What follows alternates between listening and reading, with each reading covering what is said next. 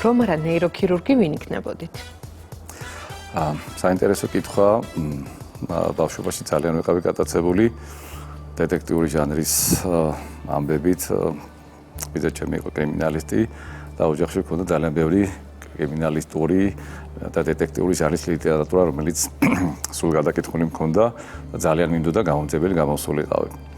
თუმცა შემდეგ ჩამივარდა ხელში, წიგნების კითხვა ძალიან მიყვარდა.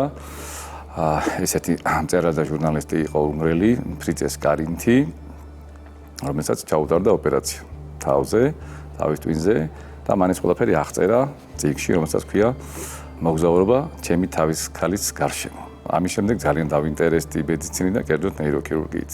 აი რომ არა ნეიროქირურგი, ალბათ გავხდებოდი გამომძიებელი ან რაღაც დეტექტივი. როგორ გახსენდებათ თქვენი პირველი ოპერაცია? პირველი ოპერაცია ალბათ ყველა ქირურგს ყოველ შემთხვევაში ახსოვს, იმიტომ რომ დიდ ემოციებთან არის დაკავშირებული, როდესაც შენ თვითონ ზიხარ აი ამ დიდი გემის კიჩოსთან, სადაც შენ უნდა მართო და შენზეა ბევრი რამე დამოკიდებული.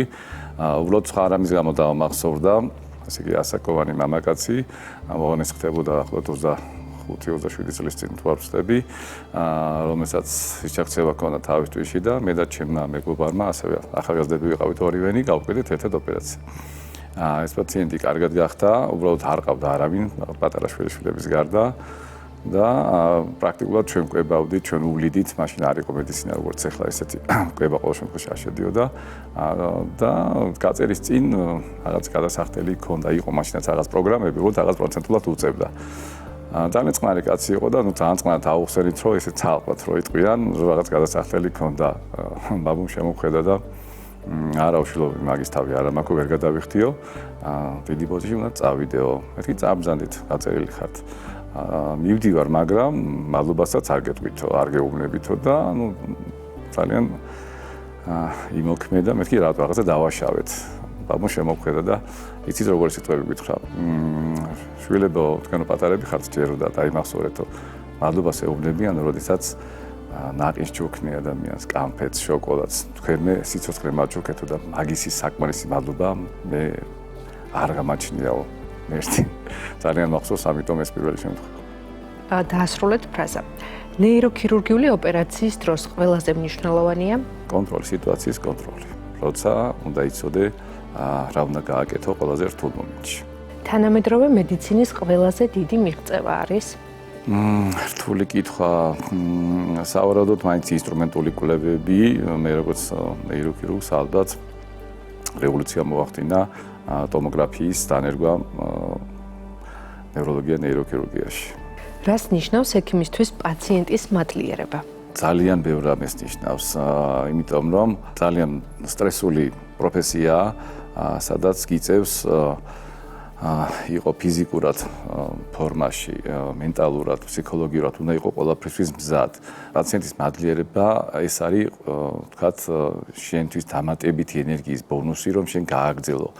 თუნდაც ყველაზე წარუმატებელი შემთხვევის შედეგადაც კი თუ დრო გვაქვს, მოგიტყვებით ერთ მაგალითს, ყავდა პაციენტი, რომელიც საკმაოდ დასაკვანი ქალბატონი იყო დაახლოებით 90 წლამდე, რომელსაც დაიწყო მხედველობის პროგრესული დაქვეითება და პრაქტიკულად დაბრმავდა, ანუ ოდნავ აი სილუეტებს ამჩნევდა და იმენად იმოქმედა მასე ფსიქოლოგიურად შეწყვიტა ჭამა და აპირებდა, აღარ მინდაო სიცოცხლე, შვილმა ესე მითხრა და დავჯექით სიტუაციის შესაფასებლად.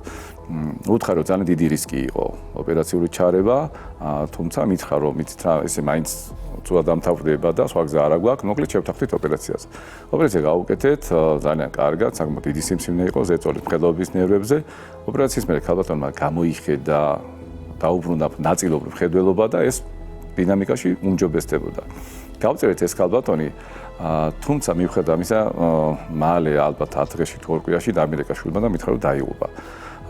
დაიღუპა არა სიმსივნის გამო, არამედ ალბათ ინფარქტი არ ვიცი, უკვე რაიონში იყო ქალბატონი და მითხრა, უნდა ჩამოვიდე და დაგელაპარაკო. რაღაც ვიფიქრე, რომ რაღაც უკმაყოფილება, შეიძლება იჩივლოს მისი უფლება.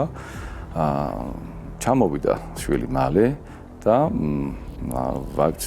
გავოცდებით, ჩამოიტანა უამრავი ძღვენი. და ჩამოვიდა მადლობებით. ჩვენ ვემზადებოდით რაღაც უარყოფითი ნეგატივისთვის, ჩამოვიდა მადლობებით და ამითხრა ესეც სიტყვები. ბუბა ექიმო, ეს ჩემგან მადლობა, მეთქი რისთვის?